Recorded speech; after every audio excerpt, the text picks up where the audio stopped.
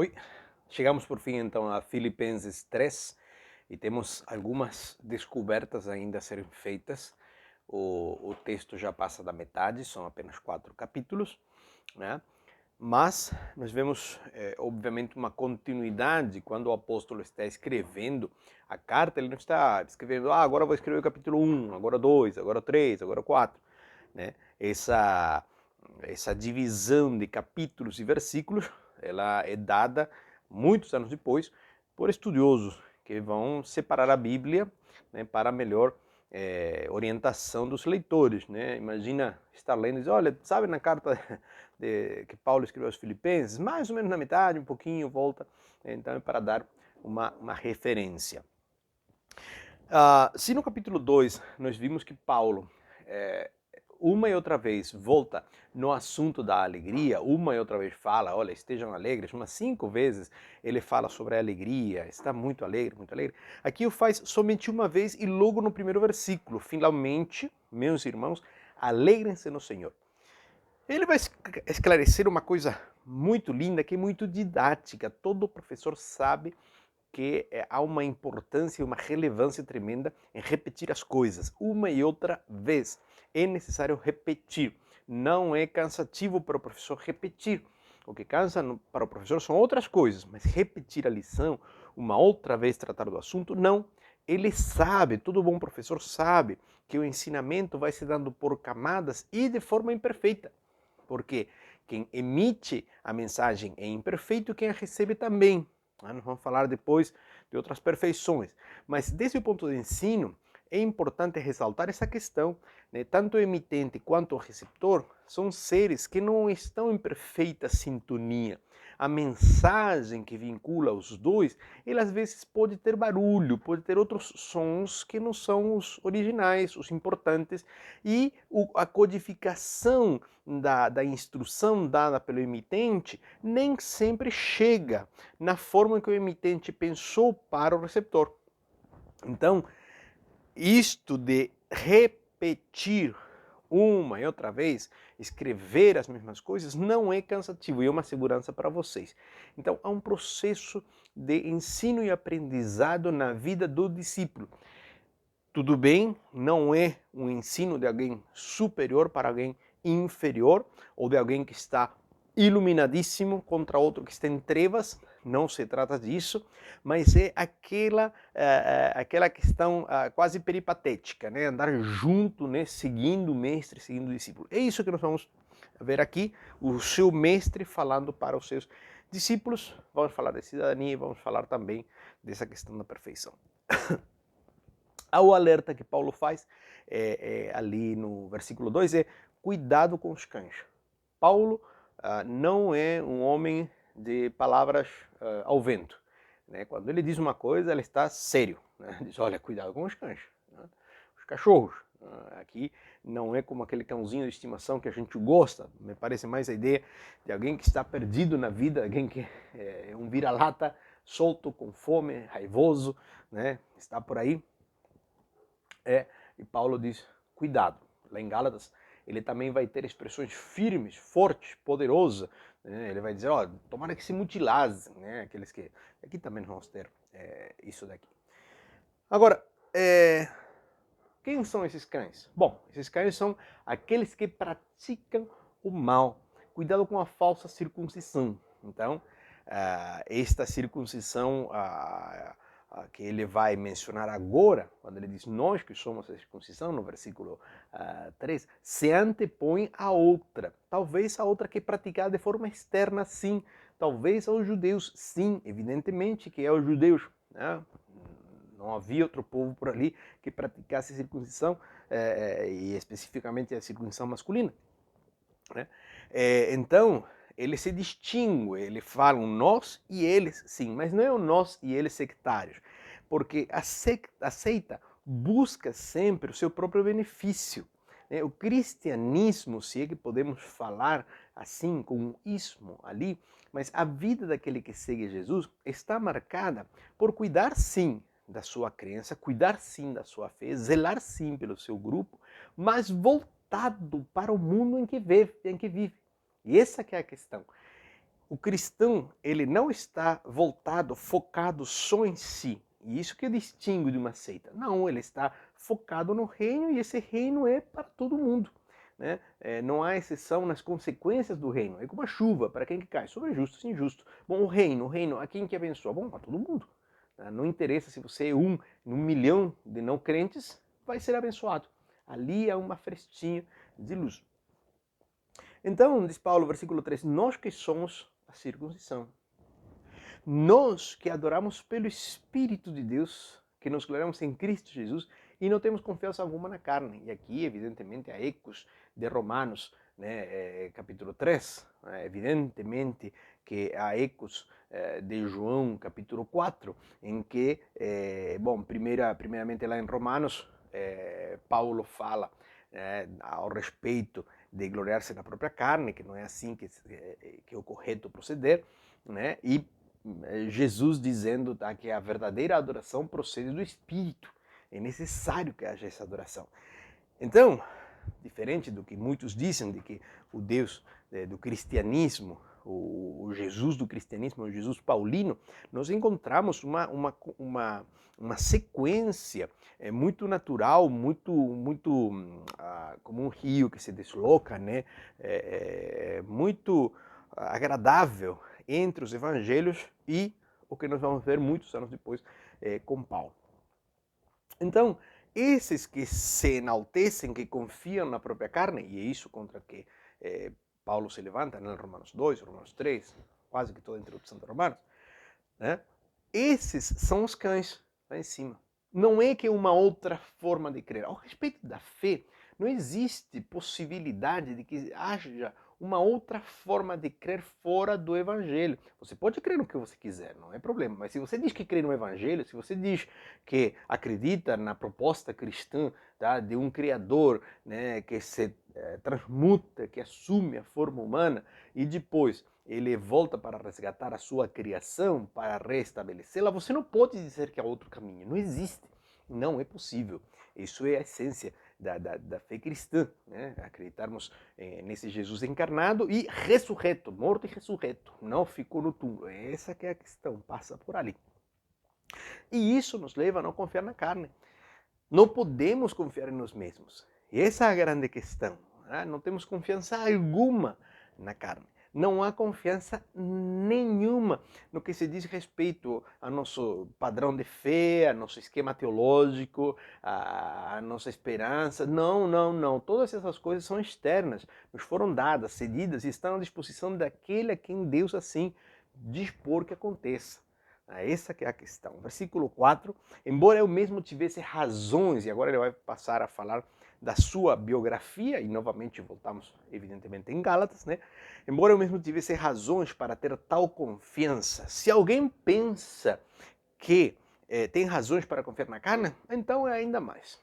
Paulo diz, olha, cuidado gente, você acha que está falando com o quê? E isso é muito importante o que ele vai falar, porque não é alguém que não tivesse uma experiência genuína com Deus. Olha só isso daí, genuína, tá? Genuína com Deus. Ele amava o Senhor, ele era zeloso, ele gostava. Nunca vai encontrar Paulo, né, revidando ou negando a lei. Você nunca vai encontrar Paulo dizendo que a lei é ruim. Não, Paulo é fariseu. Nós não temos nenhum saduceu convertido, né, evidentemente. Né? Mas Paulo é fariseu. Paulo é de ascendência, ele tem isso na raiz, está dentro dele, ele foi criado assim. E diz, olha, vocês querem ver alguém que tem razões de confiar em si mesmo? Então diz Paulo, sou eu. Eu tenho razões. Diz, eu tenho razões para confiar em mim mesmo. Eu sou o cara. Né? Eu fui circuncidado ao 8º dia. Eu pertenço ao povo de Israel e à tribo de Benjamim. Né? Sou um verdadeiro hebreu. Já não é somente aquele que vive naquela região. Lembre-se que alguns que viviam ali, evidentemente, não eram nem sequer judeus. Não eram apenas os judeus, porque tinha muitos judeus, como Herodes, por exemplo, que o bisavô dele tinha sido convertido pela força, né, no tempo dos Macabeus. né? E não é essa a situação. Ele é nascido disso. Eu sou um verdadeiro hebreu. A essência minha é ser um hebreu. Eu sou de essência hebreia. Não vem comigo a brincar. Não sou alguém que descartou uma coisa sem participar. Não, eu estava lá. Quanto à lei, sou fariseu. Lembra-se da distinção entre fariseu e saduceu? O saduceu não há espaço para uma interpretação alegórica da escritura. É tudo uma leitura, né, mesmo que seja uma repetição aqui, literal da escritura. Não há espaço no saduceu para uma interpretação. No fariseu, sim. No fariseu há muito espaço para interpretação. E eles eram que acreditavam na ressurreição, não assim os saduceus. Bom, beleza. Então, este Paulo, quanto ao zelo, perseguidor da igreja. E quanto à justiça, olha só que Paulo que propõe que não há justiça própria, Paulo que diz, né, que o importante é a justificação que há no Messias, Paulo que diz que não há forma de justificar-se a não ser na salvação que existe no Messias, né? Quanto à justiça que há na lei, irrepreensível. Irrepreensível. Ninguém podia repreender Paulo a respeito de seguir a lei à risca. Lembre-se, novamente, né, os saduceus, né, o que estava escrito era o que valia. Para o fariseu, não era apenas o que estava escrito, sino tudo aquilo que estava além do que estava escrito e que de alguma forma poderia você fazer tropeçar. Ele era irrepreensível quanto à lei, a justiça que provém da lei. Então, nós vemos uma confissão muito linda de Paulo, mas nós vemos um Paulo meio bronqueado, né? Porque ele vai dizer ali no versículo 7, mas para mim o que era lucro passei a considerar perda por causa de Cristo. Já falamos no outro capítulo que Jesus não é uma causa, né? Jesus é um ser, né? Um ser divino e se tornou homem. Então não é uma causa, não é uma ideologia, não é uma filosofia de vida, não é uma coisa etérea, né? Um caminho a mais. Não, não, não, não. Jesus é o Messias, né? O Messias feito carne. E diz, Paulo, olha, tudo isso que eu tinha, eu considerei como um refúgio, como perda, como esterco, como coisa sobrante, por causa de Cristo, por causa da pessoa de Cristo. E eu insisto, Cristo não é uma causa. Cristo, tá? Novamente, ele é o Messias, Deus encarnado. Por causa desta pessoa, Paulo joga fora toda a sua religiosidade, mesmo que não ache na religiosidade, tá, alguma coisa na qual ele possa dizer, olha, isso aqui era ruim. Não, não é. Isso é uma coisa que nós temos injetado ali, né, porque nos é necessária talvez, ou porque é uma leitura muito superficial da Escritura. Mas Paulo não considerava, não. Não é tipo, eu estava perdido, não sei. Não, ele tinha muito claro quem que ele era, para onde que ele ia, o que ele estava fazendo, existencialmente ele estava ok. Ele estava ok. Não se trata disso. Isso é muito bacana para pregar o evangelho, muitas coisas tal, né? Explicar assim, né? Você está perdido, encontra-se em Jesus. Tá, mas não é o caso de Paulo. Paulo, de repente, se encontra com uma verdade muito maior que ele, e esse que é o problema. Tá? Se encontra com uma realidade extremamente além da sua compreensão e isso faz cair, não do cavalo, porque não há registro do cavalo ali natos, mas o faz cair em terra e aí sim se render a uma coisa que ele era completamente desconhecida para ele. E aí sim, mas em nenhum momento ele diz que a lei era ruim. Todavia, com isto, nós não estamos dizendo ou propondo que a lei é um caminho paralelo, não, muito pelo contrário, apenas destacando, né, essa questão da lei, porque Paulo vai usar a lei, ela é um instrumento muito útil. Então, versículo 8, ele reafirma, mais do que isso, considero tudo como perda, ou seja, não apenas aquelas coisas, sino tudo, absolutamente tudo. E é necessário que nós voltemos à experiência de Paulo lá atrás em Atos, né? Aquela experiência grandiosa, porque a partir dessa luz que vem do céu, evidentemente que tudo o restante só pode ser refúgio, só pode ser perda, só pode ser um absurdo, uma loucura, né? Porque todo o restante perde sentido, todo o restante perde seu vigor perante uma coisa tão estrondosa quanto a presença do próprio Deus, né? Do Cristo ali. Então, o considero como perda comparado com o quê? Com a suprema grandeza do conhecimento de Cristo Jesus, da pessoa de Cristo Jesus. Você lembra que no primeiro capítulo, na oração, ele fala para conhecer. Lá em Colossenses também, a ideia é, eu vou orar para que vocês conheçam, para que vocês tenham essa relação tão bonita, tá, com o Cristo. E isso é o que distingue Cristo, o caminho cristocêntrico, tá? Ou se você quer chamar de cristianismo, eu tenho um pouquinho de problema com isso por causa da história do que se deu a chamar de cristianismo. Né?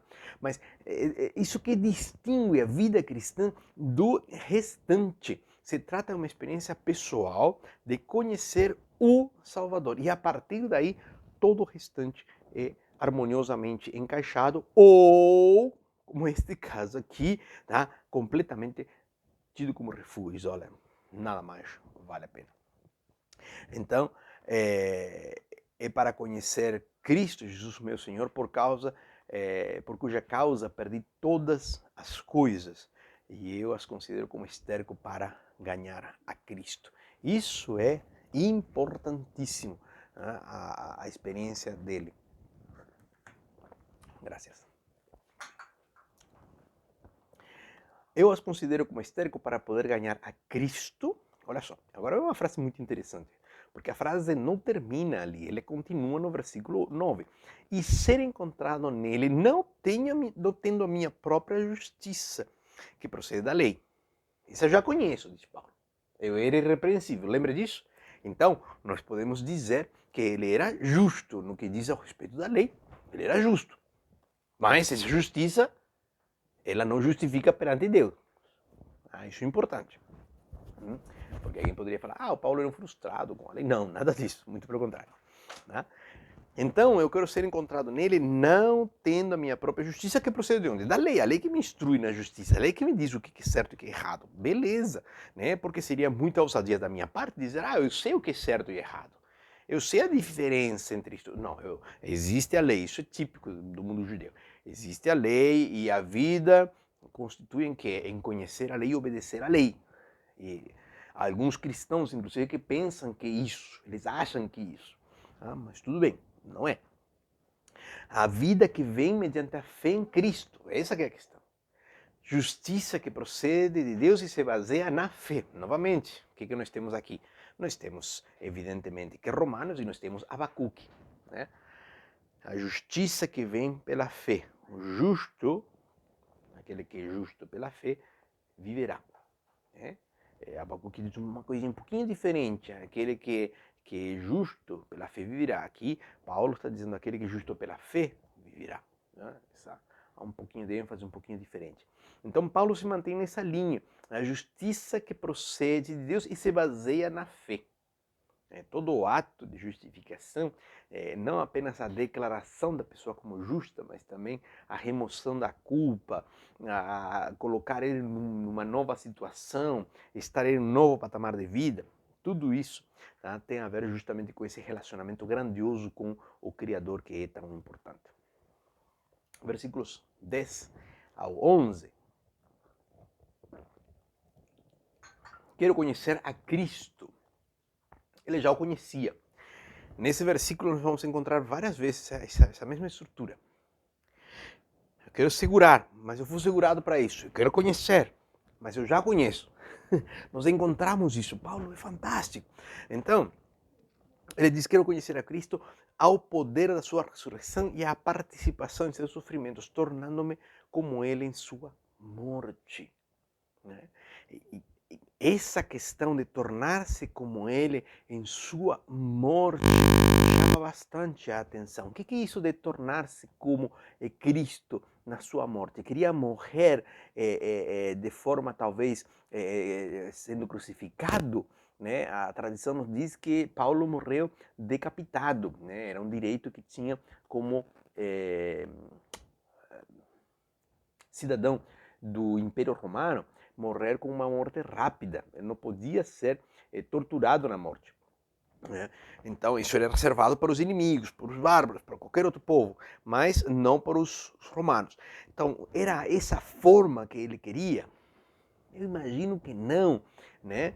Tornando-me como ele em sua morte. Como que era Jesus na sua morte? Como que era Jesus na sua morte? Nós temos que voltar a Filipenses 2, esvaziado de tudo aquilo que definia como aquilo que era grandioso na sua vida. E essa é a estrutura que nós estamos vendo aqui.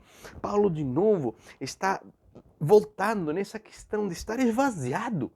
Né? De dizer, olha, tudo aquilo que eu achava bom em mim, que era o seguimento da lei, que era eu estar cheio de tudo isso, a justiça que vem da lei, que eu era irrepreensível, ninguém me podia chamar a atenção, eu estava cheio de mim, dizer, eu quero estar vazio de mim. Voltamos à kenosis, voltamos a estar vazios, voltamos à estaca de uau, de entrega completa, porque quando Jesus morre, ele se entregou lá no presépio, ele se entregou, é verdade. Ele se entregou quando ele se sujeitou a ser criado por Maria e José, é verdade. Ele se entregou, ele se tornou servo, né, ao aprender dos seus mestres da lei, isso tudo é verdade. Né? Ele vai indo, vai avançando nas suas entregas. Quando ele foi humilhado no deserto, sendo tentado, olha só, né? Tá, tudo bem, mas qual que é a entrega máxima dele? Na cruz. Na cruz. Aí ele tinha que estar completamente esvaziado de si, completamente vazio daquilo outro. E esse vazio não é o que alguns propõem, de que então quem morreu ali era apenas a carcaça humana. Lembre-se sempre disso. Não, não, não. Até o último momento ele podia ter falado, não, chega, parou, não quero mais. Mas não é isso. Então, quando eu vejo esta frase, tornando-me como ele em sua morte, o que eu estou vendo? Eu estou vendo a mesma ideia da kenosis, a mesma ideia de um Jesus que se entrega, se esvazia. E como quero ser parecido com ele, diz Paulo? Bom, nisso, não achar mais nada em mim mesmo que seja de mim. Eu quero dele. E isso é fantástico. Só que aí tem um propósito, para de alguma forma alcançar a ressurreição dentre os mortos. É uma frase. Se deixamos com ela, perdão, se ficamos com ela apenas, se deixamos ela por aí, parece com que Paulo tinha uma incerteza, uma insegurança a respeito da morte. Mas nós temos que chegar até o final para ver que não era assim definitivamente. Então nós temos esse bloco do 12 até o finalzinho, até no 20, um grande parênteses em que ele vai falar de outras coisas. Pelo menos temos um parênteses e lá dentro vamos ter algumas outras coisinhas, né? Só fazendo um parênteses dentro do parênteses, né?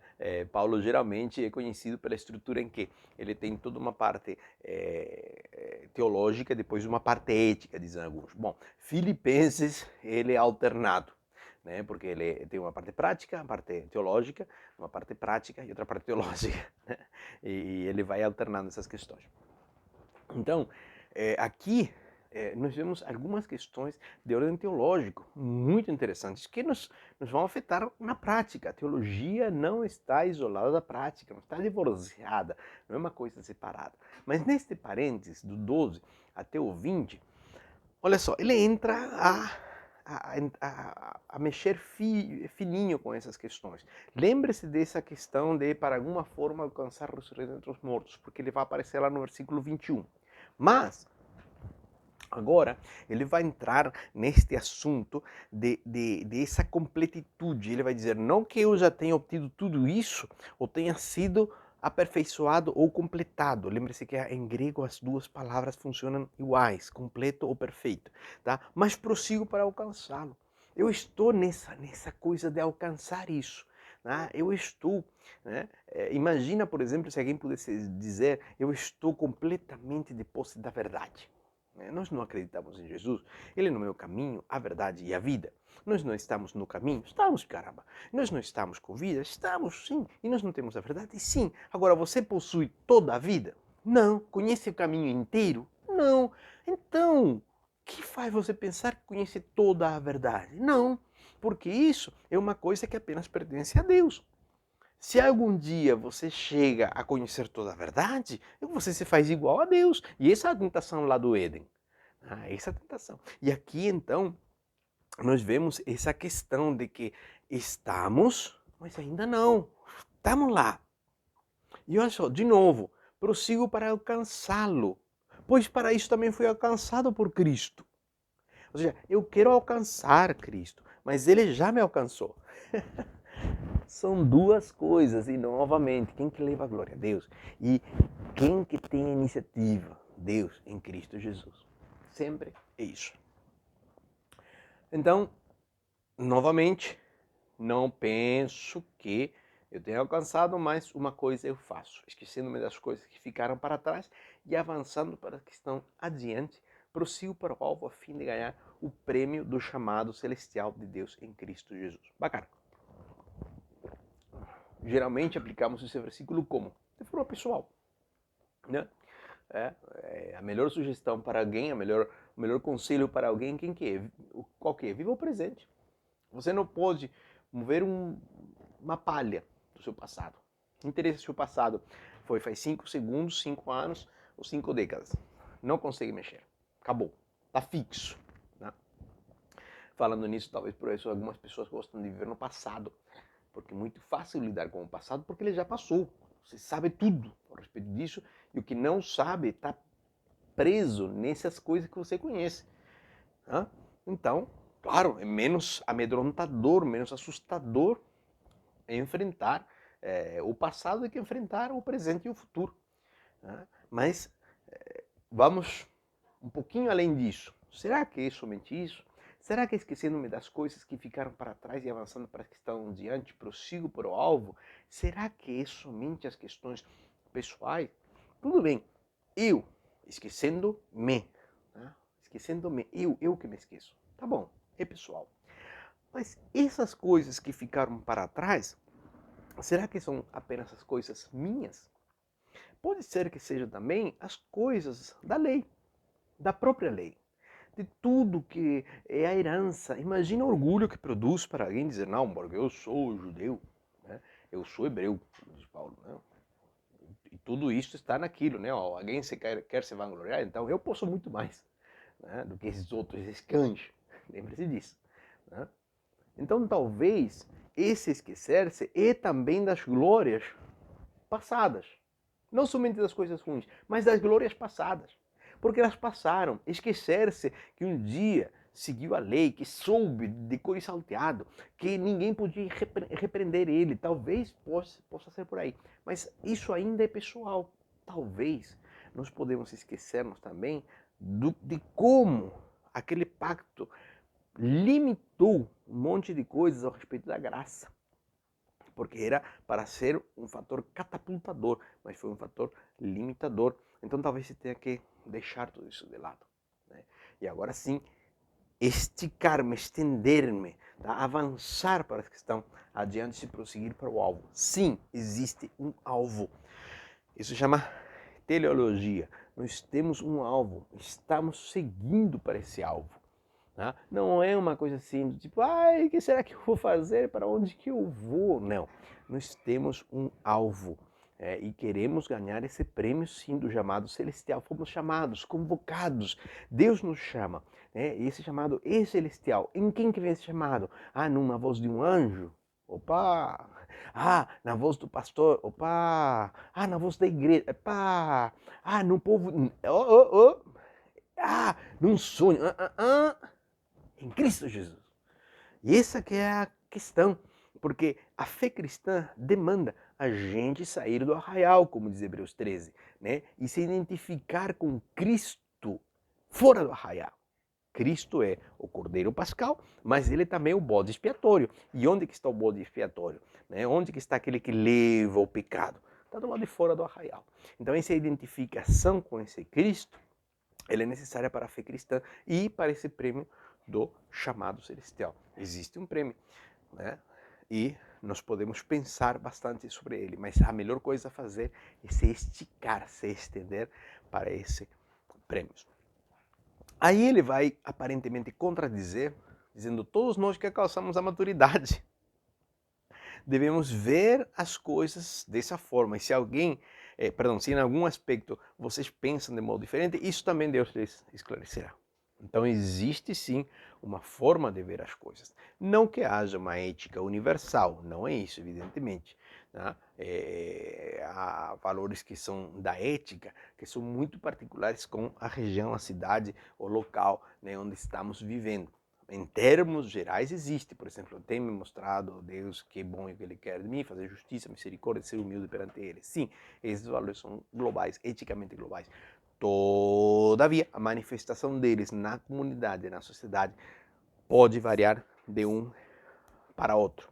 Então, sim, temos algumas formas em que são comuns, né, de vermos, e todos nós que alcançamos a maturidade devemos ver as coisas dessa forma. Ou seja, como Cristo é o centro e esse prêmio está apenas em Cristo. Essa visão, esse chamado acontece apenas a partir de Cristo e não a partir de outra coisa. Ele vai, então, versículo 16. Qual que é o conselho? Bom, tão somente que vivamos de acordo com o que já alcançamos. E aí ele vai dar alguns exemplos, algumas coisas muito claras. Irmãos, sigam unidos o meu exemplo de Paulo e observem os que vivem de acordo com o padrão que lhes apresentamos. Mesma ideia do que ele tinha acabado de dizer no capítulo 2 ao respeito de Epafrodito e de Timóteo. Tá? Esses são varões para você seguir um exemplo. E aqui é a mesma coisa, sigam o meu exemplo. Eu sou exemplo, assumo, pronto, acabou. Que coisa que Deus não gosta é coisa indefinida, coisa intermediária. Você não é nem quente nem frio, rapaz. Você é uma coisa morna. Identifica-se com uma postura, caramba. Vamos em frente. Né? Então, sigamos, observemos, né? Os que vivem de acordo com esse padrão são os nossos exemplos. Vamos em frente, não temos medo ao respeito. Pois, como já lhe digo, e agora começa a voltar naquele outro assunto que ele já vinha mencionando, tá? Já lhes disse repetidas vezes, e agora repito com lágrimas, há muitos que vivem como inimigos da cruz de Cristo. Se ele já tinha falado dos cães, ele já tinha falado daqueles que pregavam por inveja, agora ele fala dos que vivem como inimigos da cruz de Cristo. Não está falando do pagão. O pagão é pagão, está perdido. Não é desse que está falando. Tá? A mensagem é outra. Para esse, a mensagem é de graça, de salvação, de perdão, né? de libertação do juízo final, de novo caminho, de recomeço, tudo isso. Ele fala para aquele que, dizendo ser cristão, e ele é muito coerente a respeito disso, lá em Coríntios fala isso, né? Dizendo ser cristão, ele tem uma conduta completamente desviada. Não é o caso daquele que luta contra essa conduta. Isso é outra coisa. Né? É aquele que está tudo bem para ele. Ele vive como inimigo da cruz de Cristo. O testemunho dele é ruim. O testemunho dele é ruim. Não é digno de ser seguido. E é disso que se trata esse pedaço desse capítulo. Quanto a estes, o seu destino é a perdição. O seu Deus é o estômago e tem orgulho do que é vergonhoso. Eles só pensam nas coisas terrenas. Então, quantos nós não conhecemos que usam o evangelho exatamente como pretexto? O que eles querem? Encher a barriga. Encher a barriga. E por causa disso que nós às vezes temos que tomar decisões radicalmente contra, né? A questão de uso de dinheiro e tudo mais, porque tem muitos que degradam, né? E eu reconheço que há pastores que realmente são gente boa, que vivem no ministério, que são pessoas íntegras, e isso está tudo certo. Mas o que mais salta à vista, assim, entre nós e entre o público em geral, que não quer distinguir, não sabe distinguir, tá? É aquele que se abusa, aquele que usa aquilo só para encher a barriga. E se fosse só para encher a barriga, a gente até dava uma de olho gordo e falava, tá bom, tá, vamos deixar passar. Né? Mas não, enche a barriga com iate, com o aviãozinho particular, etc. Mora em Miami ou em outros lugares dos Estados Unidos, ou em França, já lá o que for. E isso é vergonhoso. E eles têm orgulho, não, porque eu sou servo. Não, cara, você não entendeu a palavra servo, bichão. Tá? Desce daí, pelo amor de Deus. Tá? Eles só pensam nas coisas terrenas. E esse que é o lance. Tá? E nesse caso, Paulo faz uma distinção tremenda, tá? Entre as coisas que são meramente da terra e as que são do reino que está por vir, no sentido escatológico. Né? E é isso que ele vai entrar agora. A nossa cidadania, olha só, voltou no assunto da cidadania, novamente, estamos falando de Filipos, Colônia, tá? heróis de guerra, tudo aquilo que nós já falamos, né? A nossa cidadania, porém, está nos céus. Mas olha só, este céu de Paulo não é o céu escapista de alguns, que dizem, não, não posso me preocupar com as coisas da terra, não vou me ocupar com nada aqui, eu vou viver como um miserável, né, nesta terra, porque é o céu, o céu é tudo. Não, não é isso, não é o escape, não é o escape, é a irresponsabilidade do escape, não. Tá? E a cidadania nossa é dos céus, assim como a cidadania dos filipenses estava em Roma, e eles tinham orgulho de Roma, tá? Assim também o cristão tem orgulho do céu. Ele está nesta terra, ele é colônia, né? do reino de Cristo nesta terra. Ele se estende. Como que Filipos vivia? Muito bem, muito bem. Paulo diz, olha, tem que se ocupar com os interesses alheios também, não somente os seus. Já falamos disso. Né? Mas eram colônia. Eles tinham orgulho de quê? Somos Filipos. Não, somos romanos, né? Aqueles que moravam ali por perto, evidentemente, queriam ser da cidade de Filipos, almejavam ter nascido em Filipos, porque nascer em Filipos era a mesma coisa que nascer em Roma, dava direito à cidadania. Né? E a ilustração de Paulo é fantástica, a nossa cidadania está no céu. Isso era uma coisa que eles entendiam, não precisava explicação nenhuma explicação. Né? Por quê? Porque eles entendiam muito bem a cidadania nossa, nós somos romanos. Não, diz, vocês são dos céus. Porque assim como de Roma vem o imperador e ele que é adorado e tal, e na apoteose dele, quando ele morrer, então ele vai se tornar Deus no culto pagão. Bom, assim também nós, tá? Num paralelo muitíssimo mais elevado, nossa cidadania está nos céus, de onde esperamos ansiosamente um Salvador, o Senhor Jesus Cristo. A apoteose dele já aconteceu. Mas ele não se tornou Deus. Ele fez uma apoteose ao contrário. Ele era Deus, se transforma em ser humano e aí Deus o exalta, Filipenses 2. Né? E de lá o esperamos que o rei volte. Esperamos que o rei volte. Então, nós somos parecidos, mas completamente diferentes em quanto à cidadania. Tá? E pelo poder que o capacita, e agora sim está encerrando o parênteses que tinha se aberto lá, lembra-se que nós tínhamos falado, né? Parece que Paulo, né? Epa! Aí, versículo 11, para de alguma forma alcançar a ressurreição dentre os mortos. Lembra-se que eu falei? Parece que Paulo não está muito seguro a respeito da ressurreição. Por isso que Paulo tem que ser líder e lido. Diz, pelo poder que o capacita a colocar todas as coisas debaixo do seu domínio, ele transformará nossos corpos humilhados para serem semelhantes ao seu corpo glorioso. Paulo não está nem um pouco duvidando a respeito do que vai acontecer. Não, mas ele entendia muito bem o sofrimento de quem ainda não tinha avançado. Por isso que ele falou, olha, não é complicado, não é trabalhoso repetir as coisas, para você ser seguro, então vamos repetir. Então esta liçãozinha já tinha sido repetida. Então, você pare de falar, de pensar em termos terrenos, pare de pensar em termos da bênção que esse ser cidadão de Roma, tendo nascido ali em Filipos, pare disso. Não, se afasta disso.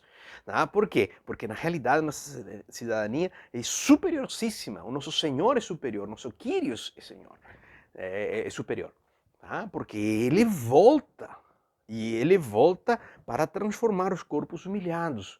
Né? E esse corpo humilhado, né, aqueles que já avançamos algumas décadas, sabemos do que se trata. Você vai envelhecendo, algumas coisas que você gostaria de fazer, mas não faz mais. Não faz mais e cada vez faz menos. Né? Por quê? Porque vai se desgastando. E essa geração também, essa terra também. Né? Mas, disse, para serem semelhantes ao corpo de quem? De Cristo. E aí voltamos em tudo que nós falamos de cristologia.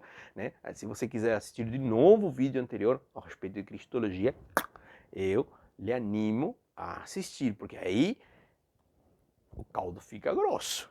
Né? Porque seremos semelhantes ao Cristo. Então, definir como que Cristo é como Cristo é após a sua ressurreição é fundamental.